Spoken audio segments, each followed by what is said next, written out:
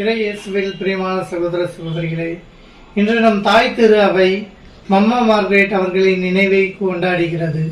Mamma Margaret சலேசிய சபையை தோற்றுவித்த புனித ஜான் போஸ்கோ அவர்களின் தாய். மம்மா மார்கரெட் வாழ்க்கையிலிருந்து நாம் 3 முக்கிய பாடங்களை கற்றுக்கொள்ளலாம். முதலாவதாக, மம்மா மார்கரெட் செல்வத்தை விரும்பாமல் ஏழையாக இருந்து அந்த ஏழையின் நிலையிலும் தன் மகனை ஒரு குருத்துவ பணியில் நிலைநிறுத்தினார்.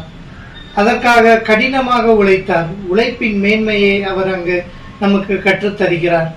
மம்மா மார்கரெட் தன் கணவரை இழந்த பிறகும் மறுமணம் செய்து கொள்ளாமல் தன் குழந்தைகளுக்காகவே வாழ்ந்து கடினமாக உழைத்து தன் இறுதி மூச்சு வரை சலேசிய சபையில் இருந்த இளைஞர்களுக்காக அயராது உழைத்து வந்தார். அவரிடமிருந்து நாம் முதலாவதாக கற்றுக்கொள்ளும் பாடம் உழைப்புதான். இரண்டாவதாக, துன்பத்திலும் இடைவிடாமல் ஜெபித்தல். மம்மா மார்கரெட் வாழ்க்கையை நாம் எடுத்துக்கொண்டால், தன் கணவரை இழந்து விட்டார்.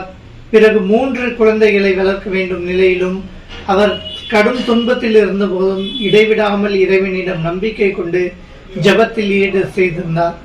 எவ்வளவு வேலை இருந்தாலும் அந்த வேலை நேரத்தில் கூட ஜெபத்திலும் முழுமையாக ஆர்வத்தை காட்டினார். அந்த ஜெப பற்றை தன்னுடைய மகன் புனித ஜான் போஸ்கோவுக்கும் கற்றுக் கொடுத்து புனித ஜான் போஸ்கோ ஜெபத்தில் ஆர்வம் காட்டுவதற்கு அது உறுதுணையாக இருந்தது. துன்பத்திலும் நாம் ஜெபிக்க வேண்டும் என்பதை 2வது பாடமாக கற்றுத்தருகிறார்.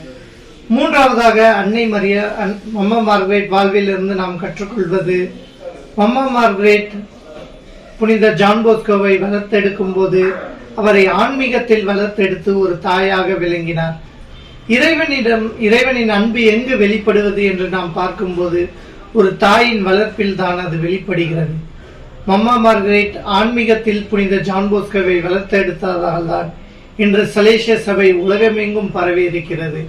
எனவே இம்மாபெரும் மம்மா மார்கரெட் அவர்களின் நினைவை கொண்டாடும் போது நாமும் அவர் வழியை பின்பற்றுவோம். துன்பத்தில் இடைவிடாமல் ஜெபிப்போம். வேலையிலும் ஜெபத்திலும் ஒருங்கிணைத்து நாம் வாழ்வோம். புனிதத்தில் வளர்வோம். ஆமேன்.